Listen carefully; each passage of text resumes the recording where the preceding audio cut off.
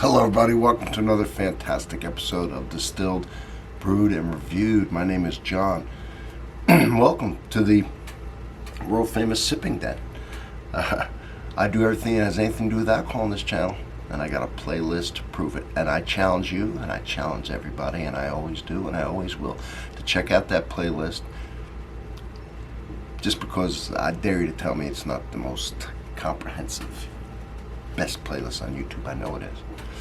But for you to just be shocked and awed by it, everything has anything to do with alcohol. I've got to have a good playlist, and I do.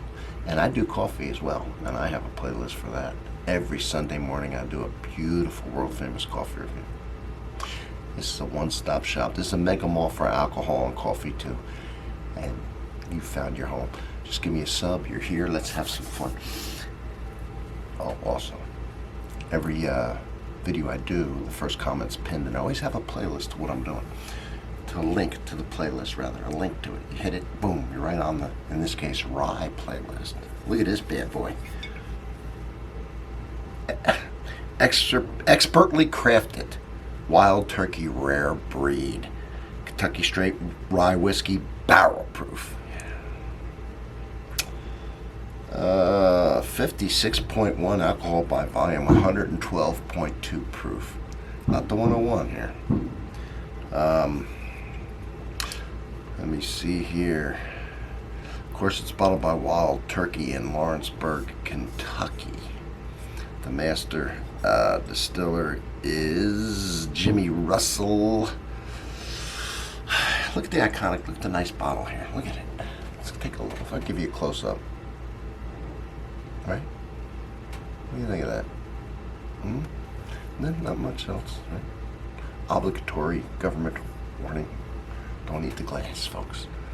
Don't eat the glass. Alright. Let's get into this bad. Oh! And I almost forgot this. I don't know how, because it's so common. Again, donated to the channel by Jeff. Jeff. Who is Jeff? Jeff is an unbelievable friend of mine. Number one, foremost. Two, he's a fan of the channel. Three, he is one of the most knowledgeable people I know that has to do with the whiskey industry. He has worked in it a long time. He works in it right now. He's worked for many different aspects of it. And he's known a lot of the movers and shakers. And he just is an aficionado, so he buys everything from low end to high end, just building his palate constantly and enjoying fine whiskey and lending it to the channel. So a shout out to Jeff. It's shout out number 60 million, I think. All right, thanks, Jeff. We'll talk about it later. All right. So you see the color in the jar. Oh, by the way, that reminds me, I said jar, that reminds me of char, and on here it says number 4 char, so there's a lot of information on this. Don't know the mash bill, but otherwise they put some stuff. Even the char level. Alright, so I'll give you a close-up of the color, we'll take it out, there it is. Let's give her a sniff.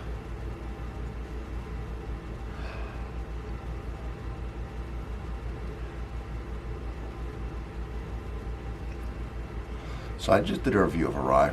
It was 100% rye, 100% malted rye. Rye must be at least 51% rye. I don't know what this mash was. I thought I read maybe 51% rye. That would mean there'd be a lot of corn in here.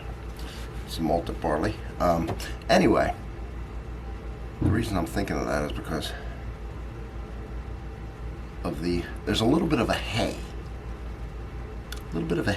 element,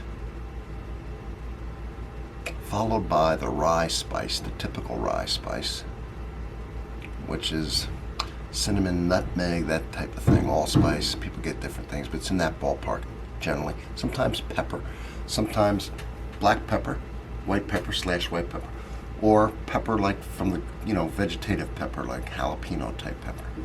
But those are the usual qualities. I'm getting more of a sweeter out of this. Like I say, a little hay, spiciness, sweetness. I'm getting some sweetness.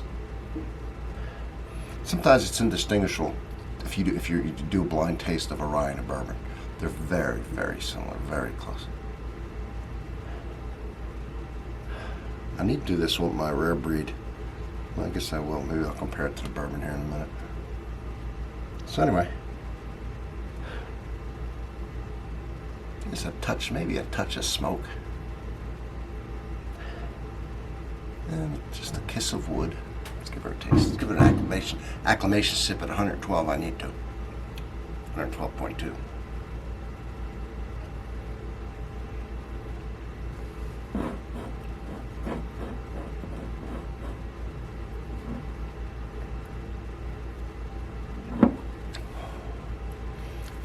Nice thick mouthfeel. I knew it wasn't chill filter, but and it also says on the label also non-chill filter. So they left all the oil in, real nice for flavor and mouthfeel.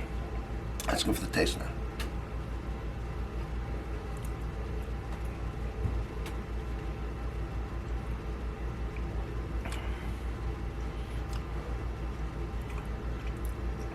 I'll tell you the exciting thing about rye a lot of times, if you can get one that has some sweetness to it, is that nice spiciness when it's mingled with the sweet. Spice and sweet is a great combination. That's why these hold up so well, ryes, to finishing. You know, people like to finish bourbons, but rye, like the one I just did for New Riff, finished in 2 sherry casks. And I know High West does a lot of that type of stuff. Since the rye is so much spicier, hotter so to speak, and the sherry a lot of times is sweet, it's just a nice combination. Bourbon's already kind of sweet, so not as much. I like the ryes finished better than I like the bourbons. Anyway, it's kind of following what I got on the nose. Not so much the vegetation, the hay on the palate, but definitely the spice, definitely the sweetness, definitely a kiss of oak. The vanilla's in there because of the oak.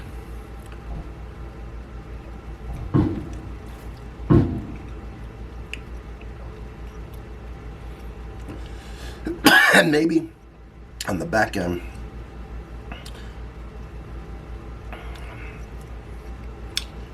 a touch of pepper. Combination of what I was just talking about. Combination of black pepper, but yeah, like a fresh jalapeno-y type pepper.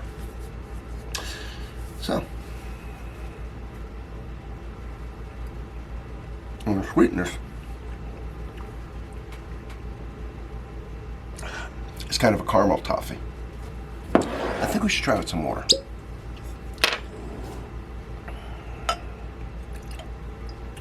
Alright, let's try with some water. See if water what does. It's gonna hold up. Hell, it's 112.2 proof and he can hurt it now. I don't want too much, just the right amount. Alright, that should do it. Didn't put much in, so. A lot of times what water does to my nose, and sometimes to the palate, is a lot of times it will sweeten it up to me. Somehow it brings that sweetness. And in this case, I have to say it did. Even more. And cut down on the hay. Grassiness, however you would describe that. Vegetative quality. More of a sweet barrel-y smell now. Let's give it a taste.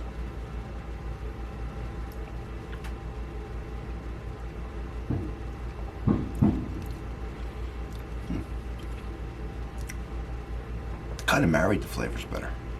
It's hard to pick them all out. Now it's just one big good drink. It's like, I use this example a lot. It's like you put a lot of ingredients and say, well, I do when I make spaghetti sauce. Or as my mother would say, gravy.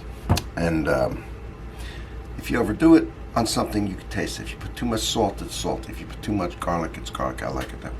But if you do it another way and you let it marry just right, it just tastes really good with nothing dominating, but everything lends its thing to just a pile of goodness.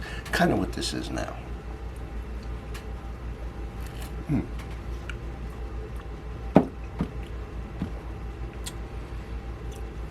Well, Jeff lent it to me. I'm not sure the price. I'm pretty sure it's for the cask strength. A little hard to find, perhaps, in certain places. Still reasonable. Still reasonable, and worth what you're going to pay for it. If you can find this, okay. If you can find this, I say grab it. All right, I say grab it. I think it's worth. it. I'm enjoying this. So, all right. So much different from the new riff. Two beautiful whiskeys. How fun is this? Thanks for being here. I'll see you on the next one.